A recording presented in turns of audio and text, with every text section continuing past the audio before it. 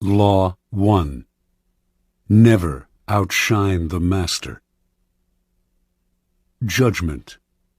Always make those above you feel comfortably superior. In your desire to please and impress them, do not go too far in displaying your talents, or you might accomplish the opposite, inspire fear and insecurity. Make your masters appear more brilliant than they are, and you will attain the heights of power. Transgression of the law. Nicolas Fouquet, Louis XIV's finance minister in the first years of his reign, was a generous man who loved lavish parties, pretty women, and poetry. He also loved money, for he led an extravagant lifestyle. Fouquet was clever and very much indispensable to the king. So, when the prime minister, Jules Mazarin, died in 1661, the finance minister expected to be named the successor. Instead, the king decided to abolish the position. This and other signs made Fouquet suspect that he was falling out of favor, and so he decided to ingratiate himself with the king by staging the most spectacular party the world had ever seen. The party's ostensible purpose would be to commemorate the completion of Fouquet's chateau, Vaux-le-Vicomte, but its real function was to pay tribute to the king, the guest of honor. The most brilliant nobility of Europe and some of the greatest minds of the time, La Fontaine, La Rochefoucauld, Madame de Sévigné, attended the party. Molière wrote a play for the occasion in which he himself was to perform at the evening's conclusion. The party began with a lavish 7-course dinner featuring foods from the Orient never before tasted in France, as well as new dishes created especially for the night. The meal was accompanied with music commissioned by Fouquet to honor the king. After dinner, there was a promenade through the chateau's gardens. The grounds and fountains of Vaux-le-Vicomte were to be the inspiration for Versailles. Fouquet personally accompanied the young king through the geometrically aligned arrangements of shrubbery and flower beds. Arriving at the garden's canals, they witnessed a fireworks display which was followed by the performance of Molière's play. The party ran well into the night, and everyone agreed it was the most amazing affair they had ever attended. The next day, Fouquet was arrested by the king's head musketeer, D'Artagnan. 3 months later, he went on trial for stealing from the country's treasury. Actually, most of the stealing he was accused of he had done on the king's behalf and with the king's permission. Fouquet was found guilty and sent to the most isolated prison in France, high in the Pyrenees Mountains, where he spent the last 20 years of his life in solitary confinement. Interpretation. Louis XIV, the Sun King, was a proud and arrogant man who wanted to be the center of attention at all times. He could not countenance being outdone in lavishness by anyone, and certainly not his finance minister. To succeed Fouquet, Louis chose Jean-Baptiste Colbert, a man famous for his parsimony and for giving the dullest parties in Paris. Colbert made sure that any money liberated from the treasury went straight into Louis's hands. With the money, Louis built a palace even more magnificent than Fouquet's, the glorious Palace of Versailles. He used the same architects, decorators, and garden designer. And at Versailles, Louis hosted parties even more extravagant than the one that cost Fouquet his freedom. Let us examine the situation. The evening of the party, as Fouquet presented spectacle on spectacle to Louis, each more magnificent than the one before, he imagined the affair as demonstrating his loyalty and devotion to the king. Not only did he think the party would put him back in the king's favor, he thought it would show his good taste, his connections, and his popularity, making him indispensable to the king and demonstrating that he would make an excellent prime minister. Instead, however, each new spectacle, each appreciative smile bestowed by the guests on Fouquet, made it seem to Louis that his own friends and subjects were more charmed by the finance minister than by the king himself, and that Fouquet was actually flaunting his wealth and power.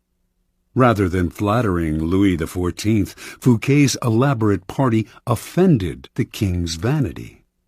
Louis would not admit this to anyone, of course. Instead, he found a convenient excuse to rid himself of a man who had inadvertently made him feel insecure.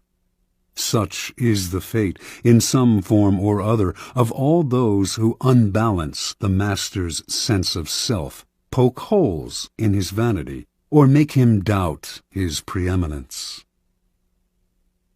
Observance of the law. In the early 1600s, the Italian astronomer and mathematician Galileo found himself in a precarious position.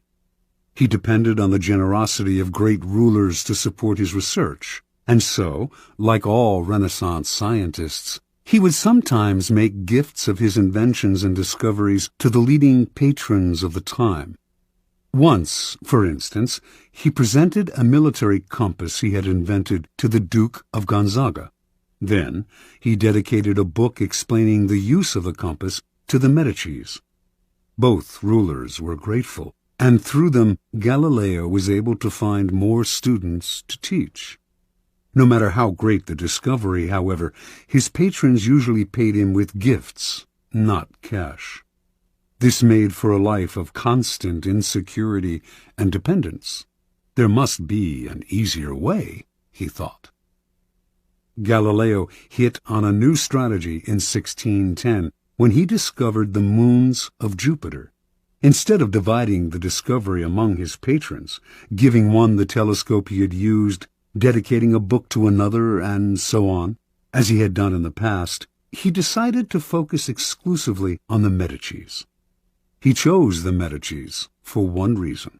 Shortly after Cosimo I had established the Medici dynasty in 1540, he had made Jupiter, the mightiest of the gods, the Medici symbol, a symbol of a power that went beyond politics and banking, one linked to ancient Rome and its divinities. Galileo turned his discovery of Jupiter's moons into a cosmic event honoring the Medici's greatness. Shortly after the discovery, he announced that the bright stars, the moons of Jupiter, offered themselves in the heavens to his telescope at the same time as Cosimo II's enthronement. He said that the number of the moons, 4, harmonized with the number of the Medicis. Cosimo II had 3 brothers, and that the moons orbited Jupiter as these 4 suns revolved around Cosimo I, the dynasty's founder. More than coincidence, this showed that the heavens themselves reflected the ascendancy of the Medici family. After he dedicated the discovery to the Medicis, Galileo commissioned an emblem representing Jupiter sitting on a cloud with the 4 stars circling about him, and presented this to Cosimo II as a symbol of his link to the stars. In 1610, Cosimo II made Galileo his official court philosopher and mathematician with a full salary. For a scientist, this was the coup of a lifetime. The days of begging for patronage were over. Interpretation. In one stroke, Galileo gained more with his new strategy than he had in years of begging. The reason is simple. All masters want to appear more brilliant than other people. The producer of a great work wants to feel he is more than just the provider of the financing. He wants to appear creative and powerful, and also more important than the work produced in his name. Instead of insecurity, you must give him glory. Galileo did not challenge the intellectual authority of the Medicis with his discovery, or make them feel inferior in any way. By literally aligning them with the stars, He made them shine brilliantly among the courts of Italy. He did not outshine the master. He made the master outshine all others. Keys to power. When it comes to power, outshining the master is perhaps the worst mistake of all. Do not fool yourself into thinking that life has changed much since the days of Louis XIV and the Medicis. Those who attain high standing in life are like kings and queens. They want to feel secure in their positions and superior to those around them in intelligence, wit, and charm. It is a deadly but common misperception to believe that by displaying and vaunting your gifts and talents, you are winning the master's affection.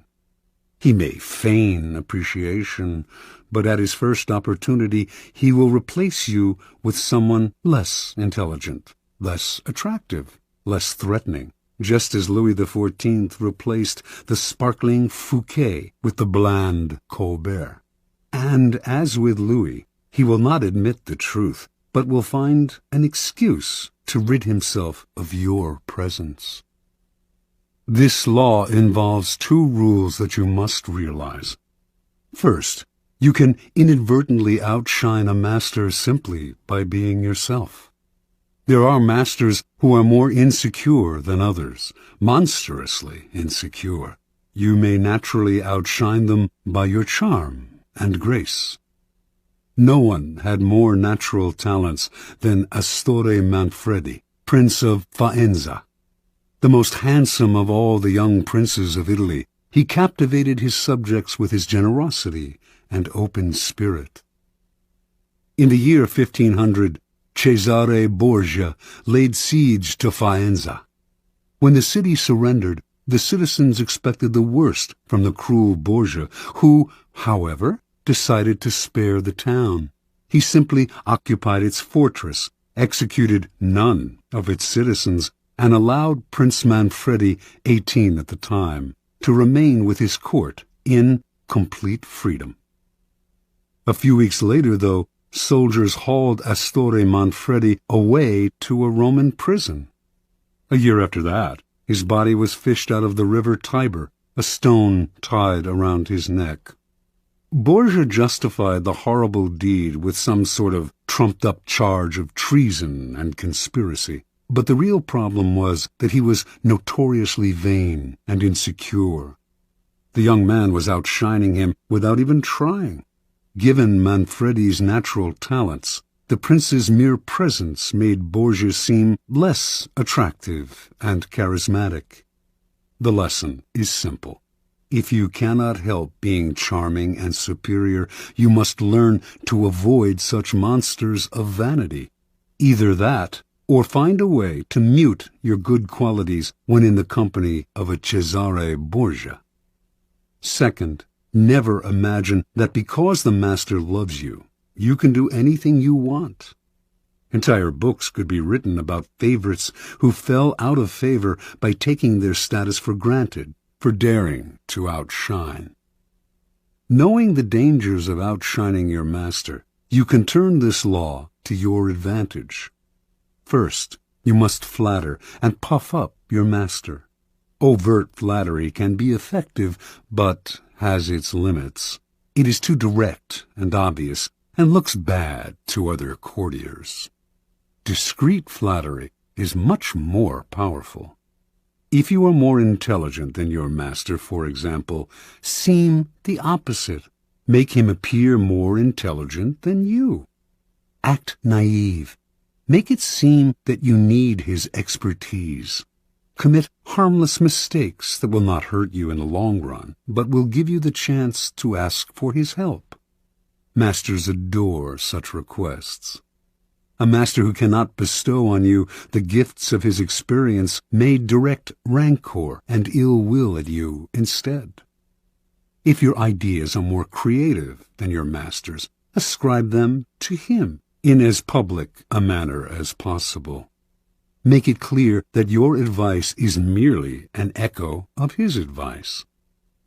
He must appear as the sun around which everyone revolves, radiating power and brilliance, the center of attention. If you are thrust into the position of entertaining him, a display of your limited means may win you his sympathy. Any attempt to impress him with your grace and generosity can prove fatal.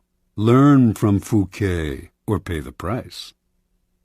In all of these cases, it is not a weakness to disguise your strengths if, in the end, they lead to power.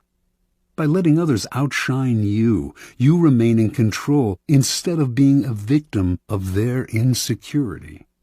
This will all come in handy the day you decide to rise above your inferior status. If, like Galileo, you can make your master shine even more in the eyes of others, then you are a godsend, and you will be instantly promoted.